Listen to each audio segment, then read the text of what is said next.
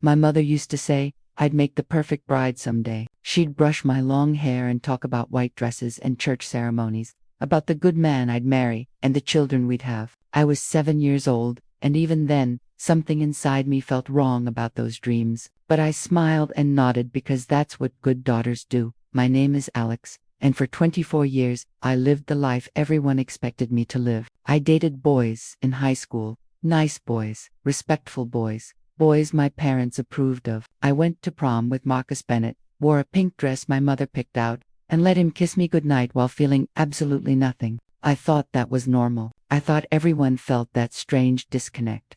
Like watching your own life through frosted glass. College was more of the same. I majored in business because my father said it was practical. I joined a sorority because my mother said I needed to make connections. I dated Tom for 2 years, and when he proposed during my senior year, I said yes because that was the next logical step. The ring felt heavy on my finger, like a weight pulling me underwater. We set the date for June, a year after graduation. My mother was ecstatic, already planning centerpieces and color schemes. Tom was patient and kind, talking about the house we'd buy and the life we'd build. And I smiled through it all, while dying inside, suffocating under the weight of a future that felt like a prison sentence. The panic attacks started 3 months before the wedding. I'd wake up at 3 a.m., drenched in sweat, my heart racing, unable to breathe. Tom would wake up too, concerned, asking what was wrong. I couldn't tell him the truth, that the thought of marrying him made me want to run screaming into the night. So I blamed stress,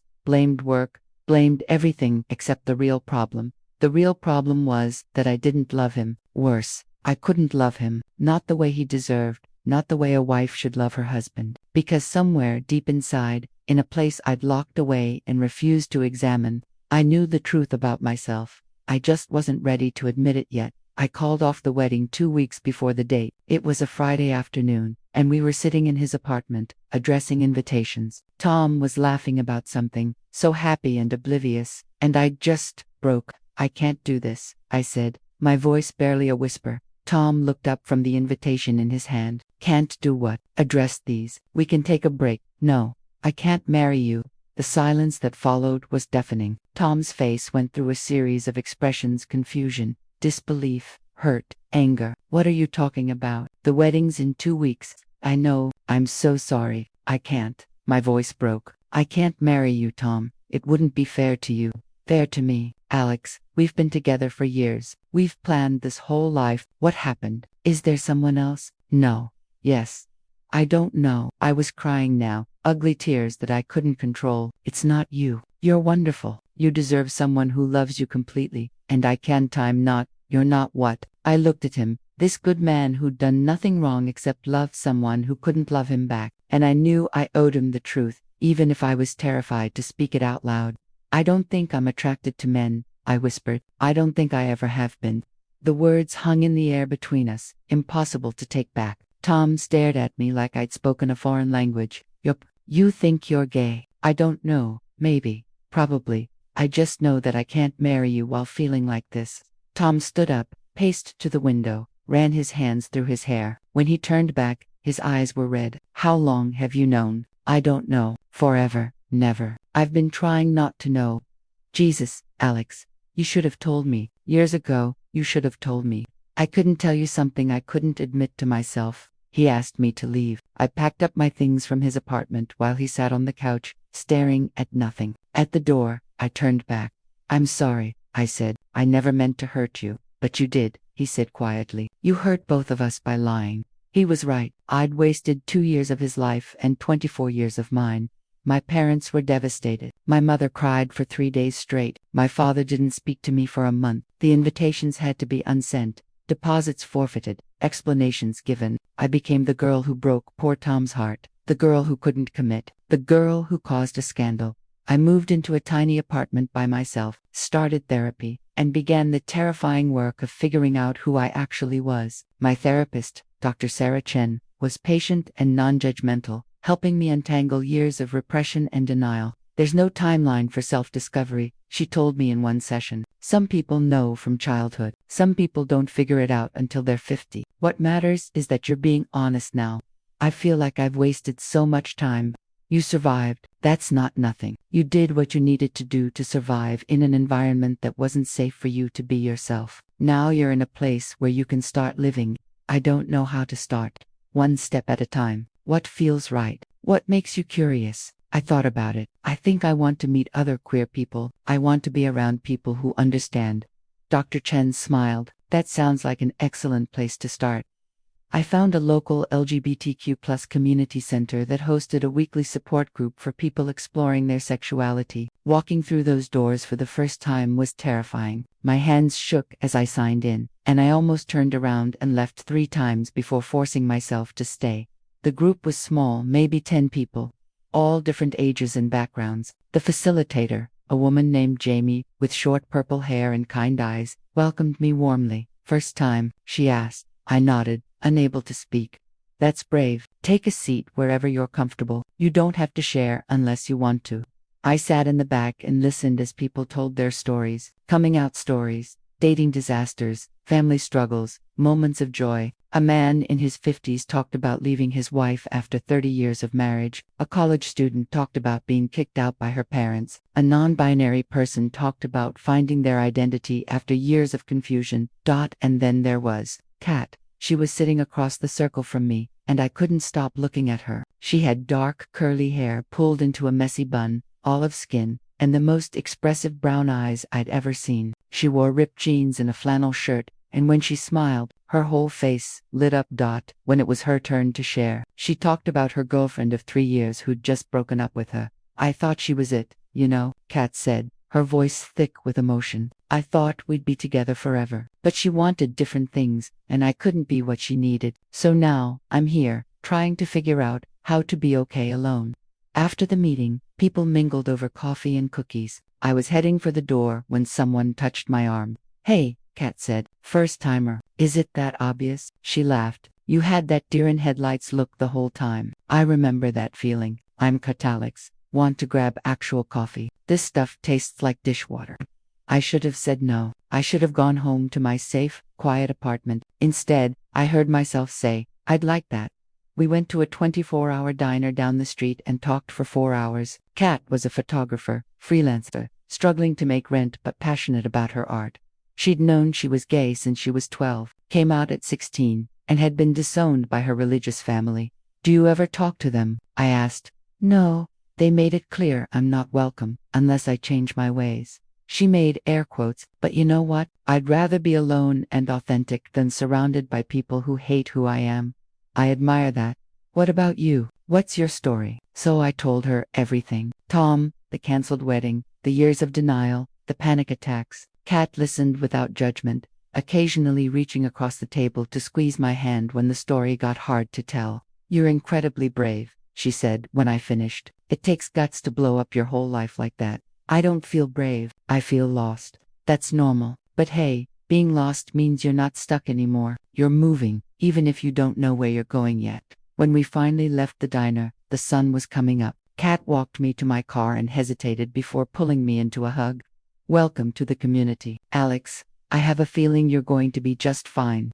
I drove home with her number in my phone and a lightness in my chest I hadn't felt in years. Kat and I became inseparable. We texted constantly, met for coffee 3 times a week, spent entire weekends together exploring the city, going to art galleries, watching movies. She introduced me to her friend group, a loving mix of queer artists and activists who welcomed me like I'd always been one of them. For the first time in my life, I felt like I belonged somewhere. But I was hyper-aware of my attraction to Kat, the way my heart raced when she laughed, how I noticed everything about her, the way she twisted her hair when she was thinking, the freckle on her left shoulder, how her eyes crinkled when she smiled. I was falling for her, hard and fast. But I was terrified to do anything about it. She was fresh out of a serious relationship. I was fresh out of the closet, barely figuring out my own identity. The timing was all wrong. "You've got it bad," my friend Riley said one night. Riley was part of Kat's friend group, a non-binary graphic designer who'd taken me under their wing. "That obvious, honey, you look at her like she's the sun, and you're a plant, dying of thirst. Have you told her?" "No, she's not interested. She sees me as a friend, a baby gay she's mentoring." Riley laughed. Are you kidding? The sexual tension between you two could power a small city. You think? I know. But I also know Kat. She won't make the first move because she doesn't want to pressure you. You're going to have to be brave here. Being brave was easier said than done. Weeks passed. The attraction grew stronger, more impossible to ignore. We had moments, her hand lingering on my arm, eye contact that lasted too long, inside jokes that felt intimate, but neither of us crossed that line. Until one night, at a party at Riley's apartment. The party was crowded and loud, full of people I didn't know. I spent most of the night on the balcony, nursing a beer and watching the city lights. Kat found me there around midnight. Hiding, she asked, sliding onto the bench next to me. Peopled out. Same. She took a sip of my beer. Can I ask you something? Always. Are you happy? Like, genuinely happy. Since coming out, I thought about it. Yeah, scared, confused, uncertain about the future, but happy. For the first time, I feel like I'm living my own life, not someone else's script. Good. You deserve that. She was quiet for a moment. Can I ask you something else? Sure. Are you attracted to me? My heart stopped. I turned to look at her, and she was staring at me with an intensity that took my breath away. Yes, I whispered. Is that okay? It's more than okay. She reached out, tucking a strand of hair behind my ear. I'm attracted to you too, have been for a while now. Why didn't you say anything? Because I didn't want to rush you. You're figuring yourself out. I didn't want to complicate that. Kat, you're not a complication. You're the best thing that's happened to me in maybe ever. She smiled, soft and vulnerable. Can I kiss you? I nodded, and she leaned in slowly, giving me time to pull back. But I didn't want to pull back. I wanted this more than I'd wanted anything. When her lips met mine, everything clicked into place. This was what I'd been missing my whole life. This feeling electric and warm and right and perfect. She kissed me like I was precious, like she'd been waiting for this too. And I kissed her back with years of repressed longing. When we finally pulled apart, I was crying. Are you okay? Kat asked, concerned. I'm perfect. I've never felt anything like that before, with anyone. She wiped my tears away gently. Welcome to your first real kiss. That was my first real kiss. I agreed. Everything before this was just practice. Dating Kat was revelation after revelation. Every day, I discovered something new about love, about desire, about intimacy, how it felt to actually want someone, how it felt to be wanted in return, how it felt to touch and be touched and feel everything. I can't believe I wasted so much time, I said one morning, tangled up in her sheets, her head on my chest. You didn't waste anything. You needed that time to become who you are now, and I'm pretty fond of who you are now. Yeah. She propped herself up on one elbow, looking down at me. You're kind and thoughtful and brave. You make me laugh. You actually listen when I talk about my photography instead of just nodding along. And you're beautiful. Have I mentioned you're beautiful? Not in the last hour, I teased. She kissed me, slow and deep. You're beautiful. But it wasn't all easy. I was still figuring out basic things: how to be in a relationship with a woman, how to navigate queer spaces, how to deal with my internalized homophobia that popped up at unexpected moments, like the first time Kat tried to hold my hand in public. We were at a street fair, walking through the crowd, and she reached for my hand naturally. I pulled away instinctively, then felt awful when I saw the hurt flash across her face. I'm sorry, I said. It's okay. I get it. No. It's not okay. You deserve better than me being ashamed. Alex, stop. You're not ashamed of me. You're scared. That's different. She pulled me aside, away from the crowd. I know this is new for you. I know coming out in public is terrifying. We'll go at your pace. Okay, no pressure. I don't want to hurt you. You're not, but I need you to work on this, okay? I need to know that eventually, you'll be comfortable being with me in public. I can't be someone's secret. You're not my secret. I promise. I need time. Take all the time you need. Just keep moving forward. Okay, I did work on it. I held her hand at Pride, even though my palms were sweating and my heart was racing. I introduced her as my girlfriend to my coworkers, even though some of them looked uncomfortable. I posted a picture of us on social media, even though I knew my parents would see it. Each small act of visibility felt like a victory. My parents didn't take it well. My mother called, crying, asking how she'd failed me. My father sent me articles about conversion therapy. My younger sister Emma was the only one who reached out with support. I love you, Emma texted. And I think it's amazing that you're living your truth. Mom and Dad will come around eventually. They're just scared. Scared of what? Of losing you, of the world judging you, of their own beliefs being wrong. Give them time. Time was all I could give them. In the meantime, I built a new family cut Riley, the friend group that had embraced me, the queer community that felt like coming home. 8 months into our relationship, we had our first real fight. It started over something smally, cancelled plans because my mother had called, upset, wanting to talk. Kat was hurt that I'd chosen my mother over her, especially since my mother still wasn't accepting of our relationship. She's still my mom, I said defensively. She's trying. That call was her reaching out. Alex, she told you last week that you're going to hell. That's not trying, that's abuse. She's working through her own stuff, and I get that. But you keep letting her hurt you. You keep prioritizing people who don't accept you over the people who do. That's not fair, isn't it? You cancelled our anniversary dinner last month because your dad wanted to meet for coffee. A coffee meeting where he spent 2 hours trying to convince you to pray the gay away. When are you going to stand up for yourself? For us. I am standing up for us. No, you're standing in the middle, trying to make everyone happy except yourself. And you know what? You can't do both. You can't be with me and also keep trying to win your parents' approval by being smaller, quieter, more apologetic about who you are. Her words hit like a slap. So what are you saying? That I have to choose between you and my family? I'm saying you need to choose yourself, and whoever loves and supports that person, them, whoever will be there. But you can't keep sacrificing yourself at the altar of other people's expectations. I was crying now, angry and hurt and defensive. You don't understand what it's like. Your family disowned you completely. At least mine is still talking to me. Is that what you think? That it's better to have family who talk to you but make you feel like shit about yourself? Alex, I'd rather have no family than have people in my life who make me feel broken. I'm not like you. Okay, I can't just cut them off. I'm not asking you to cut them off. I'm asking you to set boundaries, to stop letting them treat you like you're doing something wrong by loving me.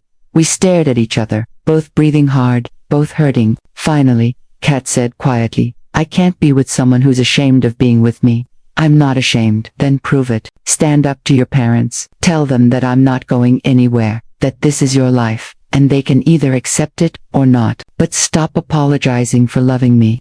She left, didn't slam the door, just quietly gathered her things and left. And somehow, that was worse. I spent the next 3 days miserable. Riley came over, brought ice cream, let me cry on their couch. She's right, you know, Riley said gently.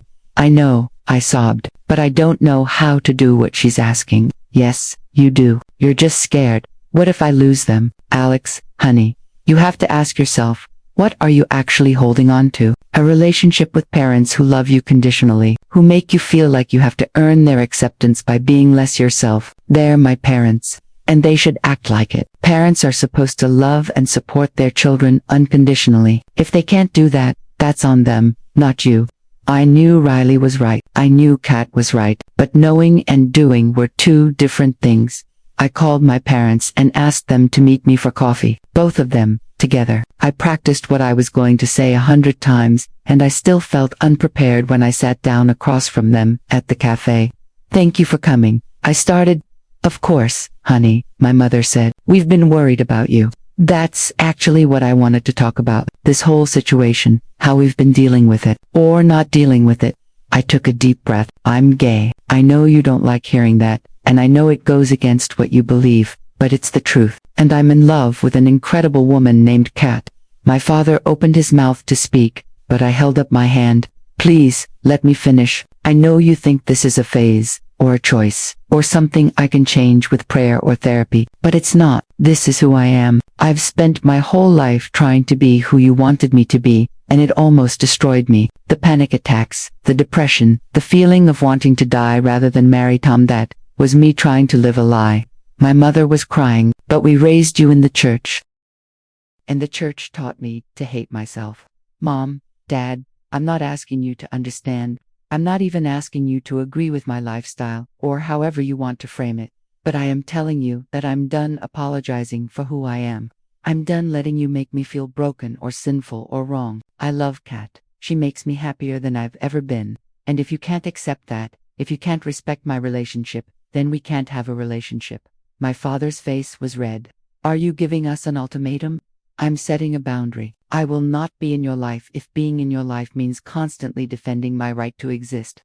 I will not bring Kat around you if you're going to be hostile or try to convert her or me. I will not attend family functions if I have to pretend to be someone I'm not. So you're choosing her over your family? My mother asked.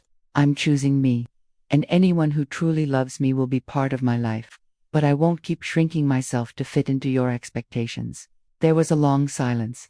Then my mother said, her voice shaking, I don't know if I can do that. Then I guess we have our answer. I stood up to leave. My father grabbed my arm. Wait, just give us some time. This is a lot to process. I've given you 8 months. I can't give you forever. I walked out of that cafe feeling lighter than I had in years, not because it went well, it didn't, but because I'd finally stood up for myself. I went straight to Kat's apartment. She opened the door looking exhausted, like she hadn't slept. I set boundaries with my parents. I told them I'm done apologizing for loving you, that they either accept us or they don't get to be in my life. And if they choose not to accept us, that's their loss, not ours. Kat's eyes filled with tears. You did, I did, because you were right. I can't be with you, and also keep trying to win the approval of people who want me to be someone I'm not. And I choose you, I choose us, I choose me. She pulled me inside and kissed me, and it felt like coming home. My parents did come around eventually. It took 6 months and several difficult conversations, but my mother finally asked to meet Kat. They had coffee together while I waited anxiously at home, checking my phone every 5 minutes. When Kat came home, she was smiling. How did it go? I asked. It was good, actually. She asked about my photography, about how we met, about what our plans are. She cried a lot, apologized for how she'd treated you, said she's been doing a lot of soul-searching, really. She's not all the way there, yet she still has some weird ideas about what being gay means, but she's trying. She wants to be part of your life, and she understands that means accepting me. I cried with relief. My father took longer, but eventually he too began to soften. It would never be perfect, there would always be moments of tension. Beliefs they held that I disagreed with, but we found a way to coexist. Kat and I moved in together after a year of dating, a small apartment with terrible water pressure, but great light for her photography. We adopted a cat named Pixel and argued about whose turn it was to clean the litter box. We hosted dinner parties and went on road trips and built a life together. 2 years in, Kat proposed. Not with a grand gesture, but on a random Tuesday morning, both of us still in pajamas, making breakfast. Marry me, she said, flipping a pancake. I looked up from my coffee. What? Marry me. Let's make this official. I want to spend the rest of my life with you, Alex. I want it all, the boring stuff, the hard stuff, the beautiful stuff. Will you marry me? You don't have a ring. I'll get you a ring. Hell, I'll get you 10 rings. Just say yes. I laughed through my tears. Yes, obviously yes. We got married at City Hall 6 months later, just us and a handful of close friends. I wore a suit instead of a dress, and it felt perfect. Kat wore a vintage dress she'd found at a thrift shop, and she'd never looked more beautiful. I always knew I'd make a bride someday, I said during our vows, smiling at my mother in the audience. I just didn't know I'd be marrying a woman, this beautiful, infuriating, incredible woman, who taught me what love really feels like. And what does it feel like? Kat asked, wiping away tears. Like freedom, like coming home, like finally being able to breathe after holding my breath for 24 years. That's the cheesiest thing you've ever said. Shut up and kiss me, wife. She did, and our small group of people cheered. And I thought, this is what I was meant for. Not the white dress in church ceremony my mother imagined, but this messy, beautiful, hard-won love with a woman who saw me and loved me anyway. 5 years later, I'm sitting in our new house. We finally saved enough to buy a small place with a yard for Pixel and any future cats watching cat setup. Her photography equipment for a shoot. She's teaching a workshop later today for queer youth interested in photography. It's something she started a year ago, wanting to give back to the community that saved her. I go to some of the sessions, sharing my own coming out story, answering questions, trying to be for these kids what I wished someone had been for me. Do you ever regret it? A teenager asked me last week, walking away from your old life. I thought about Tom, about the wedding that almost happened, about the life I didn't live. Not for a second. Was it hard? The hardest thing I've ever done. Did I lose people? Yes. but I gained myself. And once you have that, once you know what it feels like to live authentically, you can't go back. You wouldn't want to. What if I'm not brave enough? You're here, aren't you? That's brave.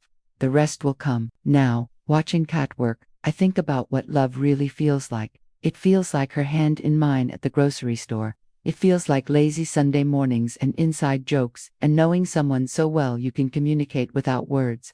It feels like being seen, really seen, and choosing to stay anyway. It feels like that first kiss on Riley's balcony, electric and terrifying and right. It feels like standing up to my parents, choosing myself even when it hurt. It feels like Kat proposing over pancakes, casual and perfect. It feels like building a life with someone who knows all your messy parts and loves you because of them, not despite them. Love, I've learned, isn't what they show you in movies or what your family tells you it should be. It's not always easy or simple or socially acceptable, but when it's real, when it's yours, it's worth every difficult conversation, every moment of fear, every person who walks away. You're staring, Kat says, looking over at me with a smile, just appreciating the view. She walks over, leans down to kiss me. I love you too. Thanks for teaching me how. You already knew how. You just needed permission to feel it. Maybe she's right. Maybe love was always there, waiting for me to be brave enough to claim it. To claim myself, not my phone buzzes. It's Emma, sending pictures of her new girlfriend.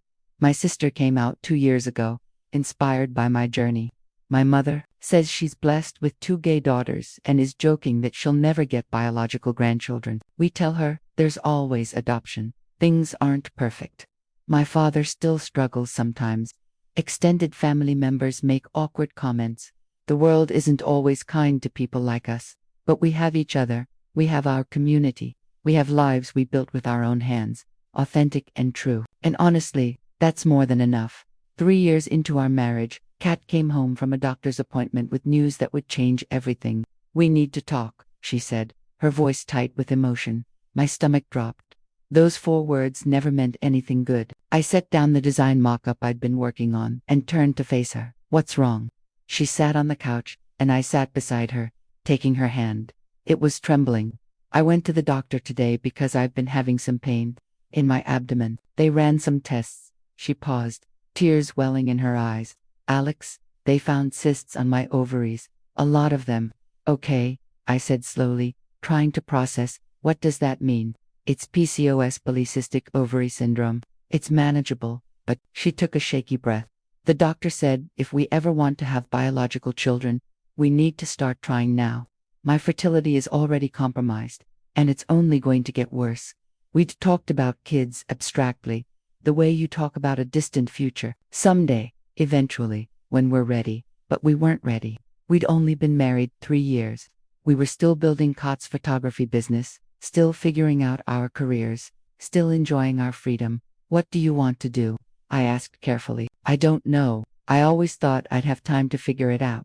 But now, she looked at me, vulnerable and scared. I think I want to try. I think I want to have a baby. But only if you do too. I won't do this if you're not ready. I thought about our life, our spontaneous road trips, sleeping in on weekends, the freedom to work late or go out with friends without planning around a child's schedule. I thought about diapers and sleepless nights and the enormous responsibility of raising a human being. But I also thought about Kat teaching a tiny person to take photos, about bedtime stories and family dinners, and watching someone who was part of both of us grow up, about expanding our family beyond just us and Pixel. I want to try, I said. I'm scared, but I want to do this with you. Kat's face broke into a tearful smile. Really, really. Let's have a baby. We started researching immediately. IVF, artificial insemination, sperm donors, fertility treatments. The options were overwhelming and expensive.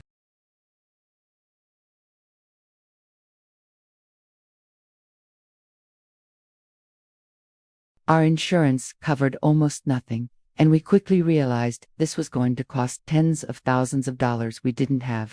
We'll figure it out, Kat said. But I could see the worry in her eyes. We took out a loan, started a small fundraiser through our community. Kat picked up extra photography gigs. I took on freelance design projects in addition to my full-time job. Every spare dollar went into our baby fund. Choosing a sperm donor was surreal. We sat at our kitchen table with a laptop, scrolling through profiles like we were shopping online. Height, eye color, education level, medical history. It felt clinical and strange. What about this one? Kat asked, pointing to a profile. He's got your coloring. It would be nice if the baby looked like both of us. You really want that? Of course I do. I want to look at our baby and see you. We chose donor number 4782, a software engineer with dark hair and green eyes like mine. No family history of major illnesses, a college degree, and a profile that described him as creative and analytical. It felt absurd to choose the biological father of our child based on a paragraph and a baby photo. But this was our reality. The first insemination attempt failed. So did the second. And the third. After each negative pregnancy test, Kat would cry in my arms. And I'd try to stay strong for her, even though I was breaking inside too. The stress was taking a toll on both of us. We snapped at each other over small things. Sex became mechanical, scheduled around her cycle. We stopped going out with friends, too exhausted and emotionally drained. Maybe this isn't meant to happen, Kat said after the fourth failed attempt. We were lying in bed, both staring at the ceiling. Maybe we should just accept that. Do you want to stop trying? No. But I don't know how many more times I can go through this, getting my hopes up, then having them crushed. It's destroying me. Then we'll take a break, just for a little while. Focus on us. Remember why we're doing this in the first place. We took 2 months off from treatments, went on a weekend trip to the coast, had lazy mornings and spontaneous date nights. Slowly, we found our way back to each other, to the joy in our relationship that had been buried under the stress and disappointment. I'm ready to try again, Kat said one night. One more time. If it doesn't work, we'll look into adoption. The fifth attempt worked. Kat peed on the stick at 6 a.m. on a Tuesday, then crawled back into bed while we waited the required 3 minutes. I held her hand, both of us too terrified to speak. When the timer went off, she went to check alone. I heard her gasp from the bathroom. Alex, she called, her voice shaking. Come here. I ran to the bathroom. She was standing there, tears streaming down her face, holding the test. 2 pink lines. We're pregnant, she whispered. We're actually pregnant. I grabbed her, holding her tight while we both cried. We're having a baby. We're having a baby. The pregnancy was hard. Kat had severe morning sickness that lasted all day for the first 4 months. She was exhausted and emotional and uncomfortable. I did everything I could to help, but I also felt helpless watching her suffer. I'm sorry, she said one night after throwing up for the 3rd time. I'm a mess. You're growing a human. You're allowed to be a mess.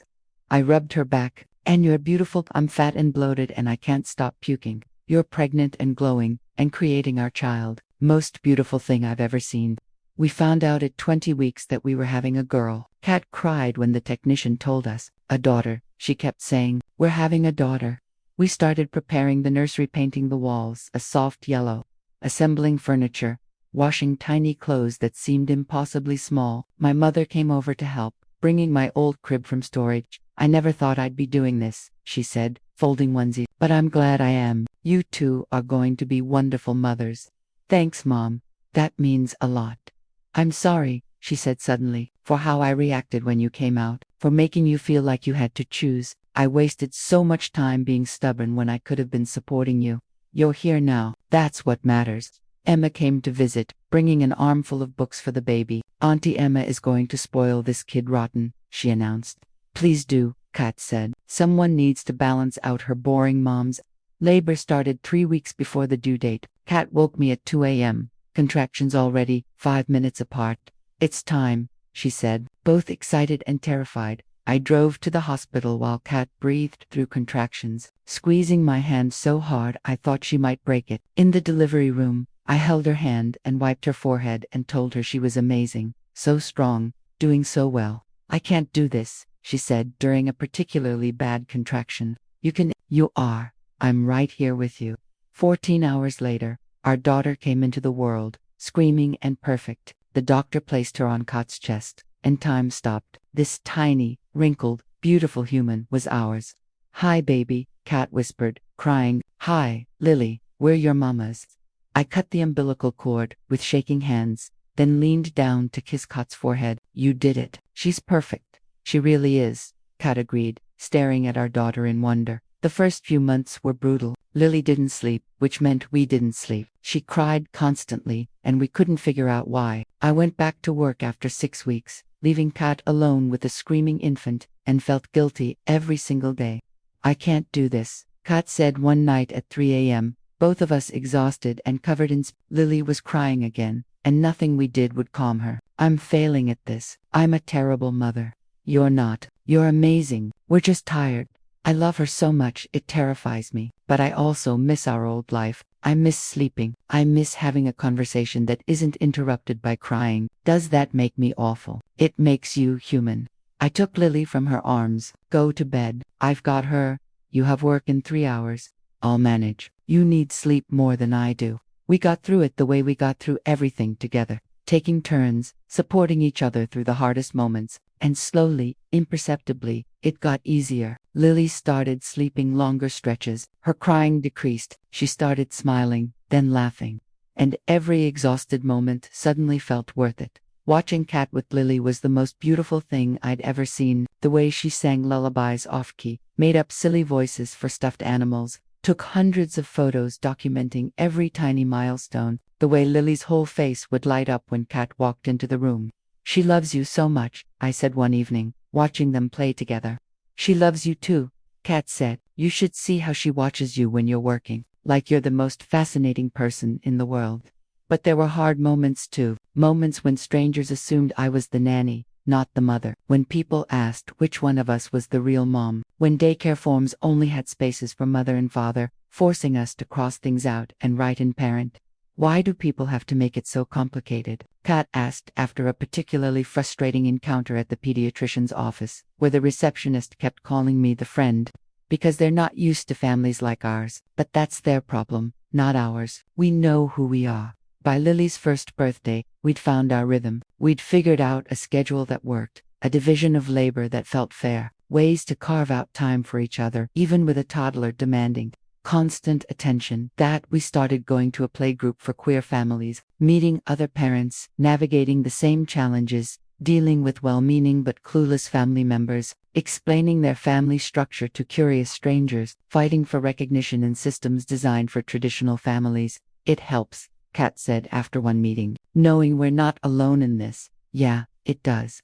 Lily's first word was mama, but she used it for both of us, which we loved. Her first steps were at the park, both of us cheering her on. Her first birthday party was a chaos of toddlers and cake and pure joy.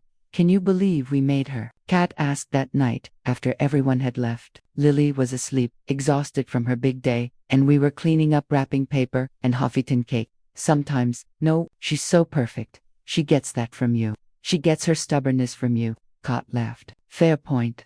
We started talking about having another baby. Kat wanted to try again, wanted Lily to have a sibling, but this time, we decided I would carry. Are you sure? I asked. You know what you're signing up for. The morning sickness, the labor, I know, but I want to experience it too. I want to carry our child, and I want Lily to have a sibling who looks like you. So we started the process again, same donor, hoping for a biological connection between siblings. This time, I got pregnant on the second try. Maybe because we were less stressed, more confident, maybe just luck. The pregnancy was easier than Kat's. Less morning sickness, more energy. I worked up until a week before my due date, then went into labor on a Saturday morning while making breakfast. Not again, Kat joked as we rushed to the hospital.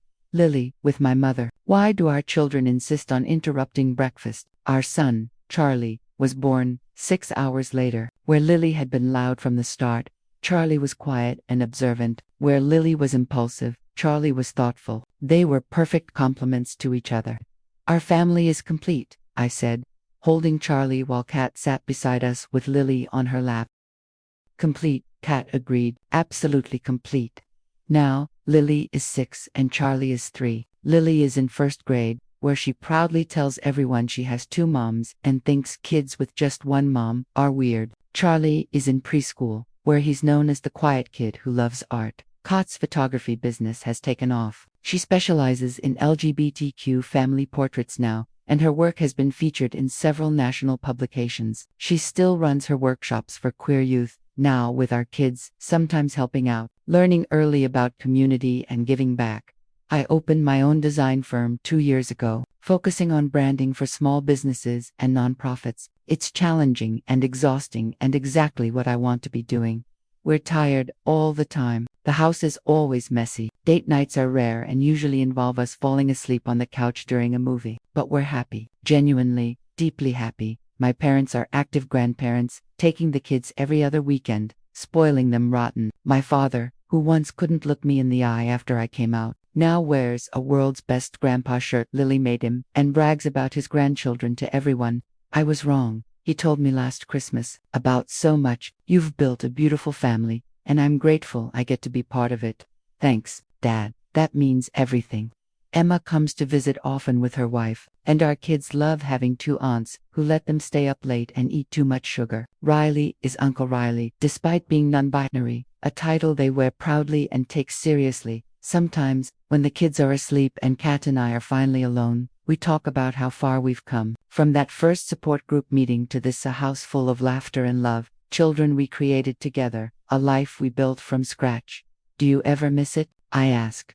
The freedom we had before kids. Sometimes, Kat admits, I miss sleeping in. I miss spontaneous road trips. But then I think about Lily's laugh, or the way Charlie hugs me, and I realize I wouldn't trade this for anything. Me neither. Besides, she adds with a grin, in like 15 years, there'll be teenagers who want nothing to do with us. We'll have plenty of freedom then.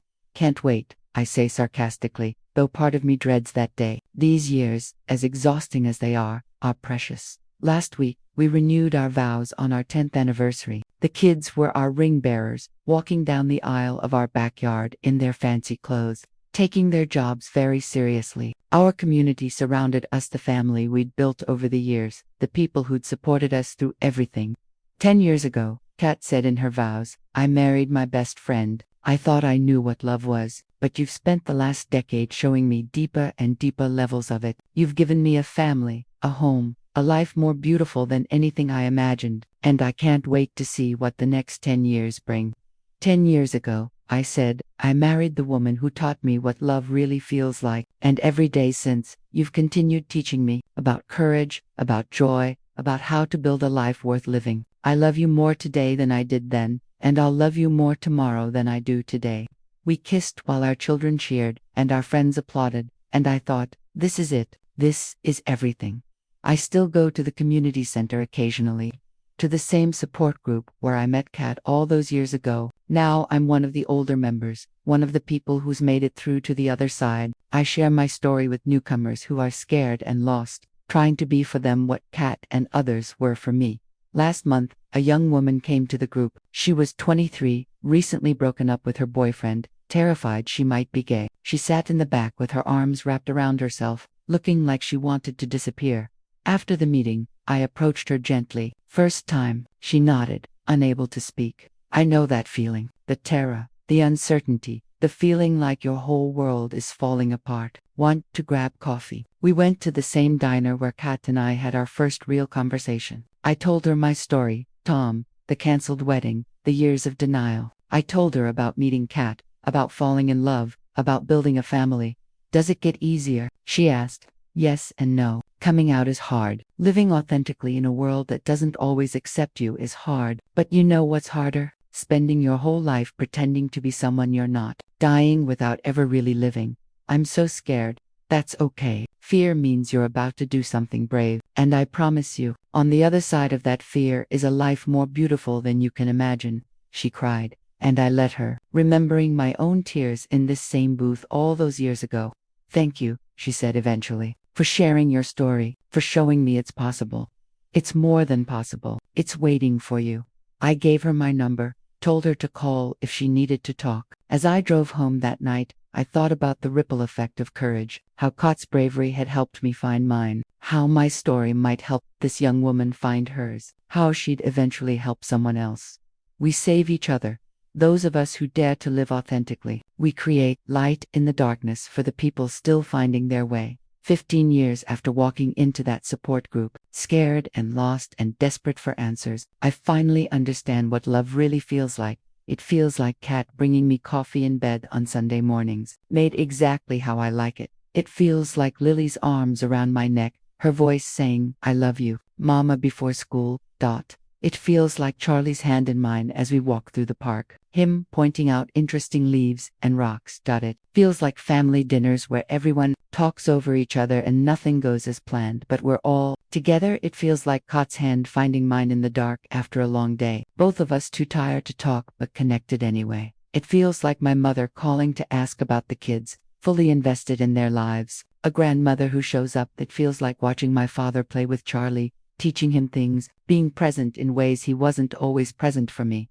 It feels like Emma and her wife visiting, our kids playing together, building the kind of family bonds I never had growing up. It feels like the community we've built, friends who get it, who understand the unique challenges and joys of queer parenthood, who show up when we need them. But mostly, it feels like freedom, the freedom to be myself completely, without apology or explanation, the freedom to love who I love openly and proudly, the freedom to build a family that looks different from the traditional model, but is just as real, just as valid, just as full of love. People sometimes ask if I regret the years I spent in the closet, the time I wasted living a lie, and honestly, I don't. Those years taught me something crucial. They taught me what I don't want. They gave me contrast, so I could appreciate what I have now. They made me stronger, more empathetic, more grateful. I wouldn't be who I am without those hard years, and I really like who I am now. Dear future Alex, I'm writing this on a Tuesday evening, sitting in our backyard while Kat photographs the kids playing. Charlie is chasing Lily with a water balloon,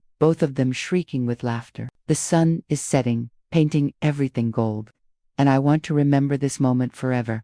By the time you read this, the kids will be older, maybe teenagers, rolling their eyes at your embarrassing moms, maybe adults, building their own lives. I hope you've let them go gracefully, even though I know it will break your heart. I hope you and Kat are still holding hands, still making each other laugh, still choosing each other every single day, even when it's hard, especially when it's hard. I hope you've stayed connected to the community that saved you, that you're still sharing your story, still helping the next generation find their way, that you remember how lost you once were and how far you've come. I hope you've forgiven the people who hurt you along the way, not because they deserve it, but because you deserve peace. I hope you're proud of the life you've built, the courage it took to blow up your old life and start over, the strength it took to come out, to face rejection, to keep going anyway, the love it took to build this beautiful, messy, perfect family. Most of all, I hope you still remember what love really feels like, not just the butterflies of new romance, but this, the deep, steady love of a life built together, the love that survives exhaustion and arguments and stress, the love that grows stronger with every challenge overcome. Remember that girl who walked into a support group 15 years ago, terrified and alone. Look at what she became. Look at the life she built. Look at the love she found. You did that. You were brave enough to choose yourself, and everything else followed. Never forget that. With love, past Alex. I fold the letter and tuck it away in my journal. Someday, I'll read it again and remember this moment, this perfect, ordinary Tuesday evening when everything felt right with the world. Kat comes over, camera in hand, and sits beside me. Got some great shots. Want to see? She shows me pictures of our children, frozen in moments of pure joy. And there, at the end, a picture of me she must have taken without me noticing. I'm watching the kids, smiling, completely content. When did you take this? I ask. Just now. You looked happy. I wanted to capture it. I am happy, happier than I ever thought possible. Kat leans her head on my shoulder. Me too. Thank you for taking a chance on me all those years ago. Thank you for teaching me what love really feels like. What does it feel like? She asks, even though we've had this conversation 100 times. Like home, I say, like truth, like finally being able to breathe after holding my breath my whole life. That's still the cheesiest answer you've ever given. Still true though. Yeah, she agrees, kissing my temple. Still true. The kids run over, demanding we play with them. We stand up, joining their game, and I think this ordinary, chaotic, beautiful moment, this is what love really feels like. And it's everything.